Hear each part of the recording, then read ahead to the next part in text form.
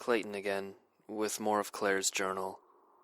The next few entries decreased severely in clarity. It seems Claire was suffering some kind of mental break. April 14th, or 15th, or 20th. April showers bring May flowers. Have that song stuck in my head. Heather won't stop singing it. I want to hit her. I want to fucking kill her. I wish she'd go ahead and do something fucked up so I could get revenge. But she just sits at the window. Just sits and hums and smiles. I try to remind myself she's just a victim in this. Like Blake and I, but it does no good. Because thoughts like that lead to guilt at bringing her into this. And then I just get angry again. I'm angry all the time now. Or I'm tired. Blake, I love you.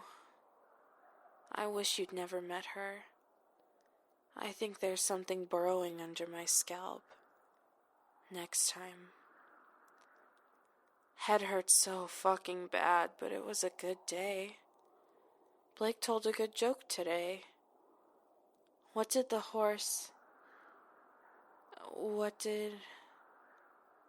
Fuck.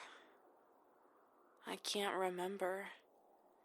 April, March, May, whatever. Bad day. Head hurts. Don't know how long I was out. Can hardly write. Even candles are too bright. Walked into Blake's room earlier to find him and Heather having sex. Heather on top. She looked at me with glazed eyes. Reached out to me like she was asking me to join them. But then she blinked and her face twisted into a snarl. She screamed at me to get out. Blake's face was so blank. His eyes were distant and he just laid there, limply. Didn't even notice me. I turned and left. I was really angry, but I don't remember anything else. How can they fuck in a time like this?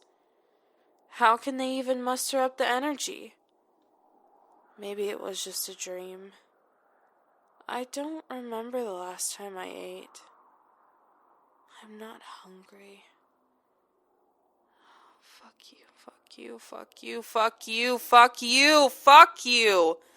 Fuck you, fuck you, fuck you, fuck you. The entire page is filled up with these two words, the writing getting more incomprehensible near the bottom. Mid-April, early May. Feeling really lucid today. Blake is up and about too, looking better than he has in a while. Heather has been sleeping all day. She drank a lot last night. But there's still color in her cheeks. The idea that we might be getting better keeps running through my head. How could we be, though? Blake and I went for a walk around sunset. I think his shoulder's infected. Like the rest of him isn't, with something far worse.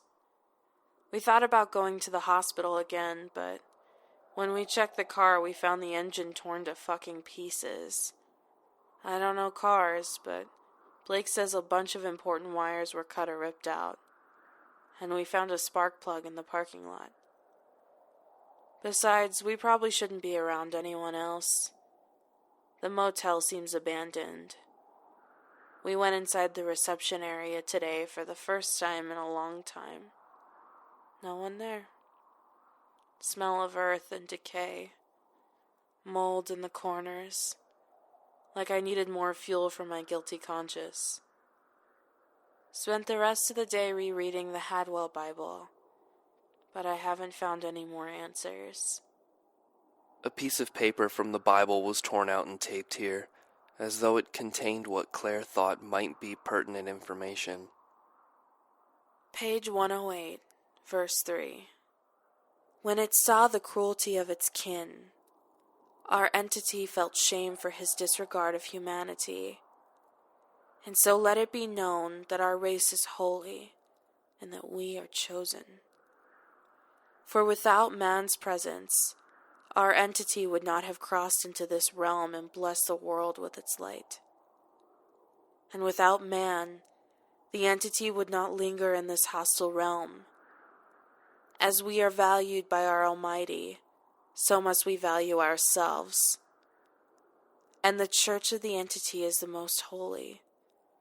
We are the bringers of a new era. Let its light bless the world. Let all men ascend. Next day. I haven't blacked out in 24 hours. I don't know if this excites or scares me. Heather and Blake report the same thing. Last night, for the first time in a long time, I went to bed myself, instead of simply blacking out and waking up there. I fell asleep easily around 2 a.m. after taking a much-needed shower.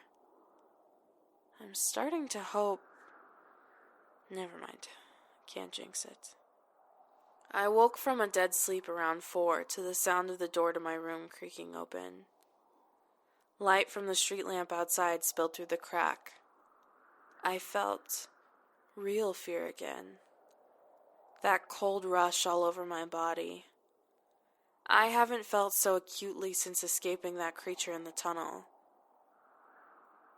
It felt good, in a way. I felt more alive. The door widened. I thought at first that it was Heather, vaguely feminine, short hair, wearing a dress. But as I blinked and the person lurched into the room, I realized it was far too thin to be her. Unnaturally thin. Skin and bones. The light from outside gave me a clear view as she pushed the door wide. A stiff old navy blue maid's outfit hung off the tiny bony frame. White, withered skin. Mostly bald head, with a few clumps of tangled black hair. The eyes looked swollen shut, but the flesh around them wasn't bruised. Smile forced wide to the point of straining. Her head was twisted to an impossible angle, her ear close to her collarbone, like her face was almost upside down. She was missing her left arm at the shoulder, but her uniform hid any wound that might have been there. Her left foot was bare and looked twisted. Reminded me of the gruesome results of foot binding. I fell out of bed as I jerked away from her. I might have screamed. I don't know. She just tilted her head to the side and smiled at me. She tracked my movements easily, like she could see out of her sightless eyes. I grabbed my crowbar, but I wasn't sure what I was going to do with it. I didn't want to hurt her. She was almost certainly an innocent in this. Someone I'd cursed to this fate by my motel choice. And my choice to explore the town in the first place. And my choice to fucking stick around. So many bad choices. I deserve this. The thing in the doorway, what used to be a housekeeper and was now something else, opened her arms to me. We stared at each other for a long moment. Then she dropped to her hands and sprung. She used her withered hands and feet to move, like an animal, much quicker than I expected from her. She was on me in a minute, her grinning face inches from mine. I noticed then how silent she was. Not a growl or a whine, just short, shallow breathing through her teeth. Extremely accelerated. Her hand, the skin of it partially fused, forced itself between my lips, into my mouth. As deep as it could go, making me gag. It tasted like mold. I still can't get the taste out of my mouth. She would have reached down my throat if I had let her. I couldn't breathe. I hit her then, with the crowbar. It connected solidly with the side of her head, and she went sprawling away. She still did not make a sound, but the crunch of her skull... Ugh. I heaved, then drew in a gulp of air and stood up. I went nuts. I couldn't see past the rage. No rational thought, just anger. I stood over her and brought blow upon blow against her skull. I smashed her teeth and dug the sharp of the crowbar between her eyes. There was no blood. The skin just parted like the flesh of a drained corpse. When I burst open her belly, thick black liquid oozed out. I need to throw up. Anyway, the short and long of it is, I killed her. I fucking killed her. We buried the body in the woods. This page is stained with drops of water, as though she was crying when she wrote this. Claire has had a lot of empathy for those things. This is not something I feel or understand. Don't know when. I was in town this morning. Don't know how I got there, but I was in a house, standing, facing a corner. It was a long walk back to the motel. This is when I followed Claire back to where they were staying. I saw her wandering through the streets of town, completely out of it. She was talking to herself, as they will sometimes when they can still talk. I knew then, as I'd long suspected, that she was beyond help.